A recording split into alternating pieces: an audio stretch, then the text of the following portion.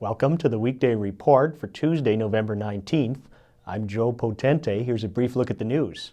Kenosha Unified Superintendent Michele Hancock is keeping quiet about her decision to retire. Hancock announced her retirement Friday afternoon after a bitterly contentious board meeting during which new union contracts were approved.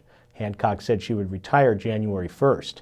In a statement from the district Monday, a spokeswoman for Unified said Hancock did not want to do interviews, saying only that she was looking forward to spending more time with her family.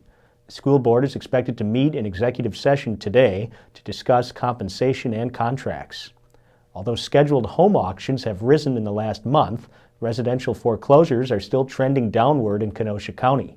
A North Shore bank official said foreclosures are dropping as more people have jobs and are better off now than they might have been. Still, financial and real estate experts said the number of home auctions in October was up nationally and locally, partly because rising home prices make it more inviting for lenders who were working with struggling homeowners when prices were lower. State Senator John Lehman wants to become Lieutenant Governor John Lehman.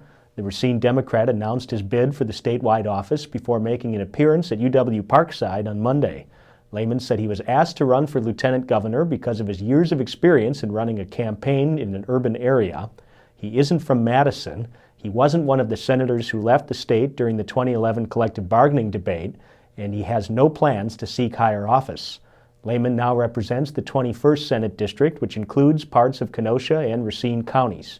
The election is next November. The Kenosha City Council didn't have enough voting members to act Monday night on a measure that would penalize those who file frivolous ethics complaints against city officials. Enough council members were present at the meeting, but there was not a quorum after Alderman Scott Gordon, G. John Ruffalo, Steve Bostrom, and Kevin Mathewson abstained because they have either filed or been charged with an ethics complaint. 2 more aldermen needed to be present to take a vote. Officials from Salem and Silver Lake opened a new discussion Monday on the idea of sharing fire and rescue services. The Silver Lake Village Board voted recently to restart the talks after a failed attempt at a deal between the 2 municipalities earlier this year.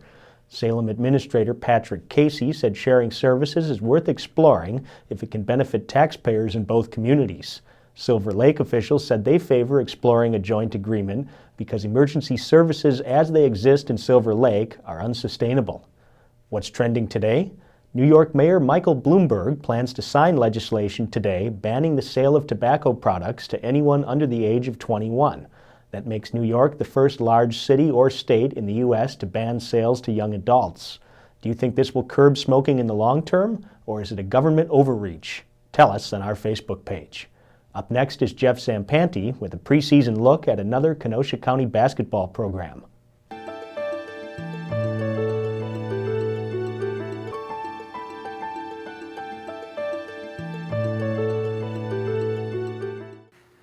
The Wilmot girls basketball team conducted its first official practice with morning and afternoon sessions at the Wilmot Gymnasium on Monday. The Panthers enter the season with the difficult task of matching last season's success when they finished 22-3 and advanced to the WIAA Division II sectional.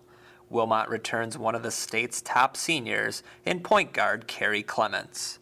Jeffrey Zampanti, Kenosha News. Thanks, Jeff. Now here's a look at what we're working on today. A Kenosha Unified School Board member is eyeing changes to the district's dress code. Deneen Smith will have the story. And John Kanovich is talking to experts about winter car prep tips. Pick up a copy of the Kenosha News and check kenoshanews.com for all the details on these stories and more. I'm Joe Potente with the Weekday Report.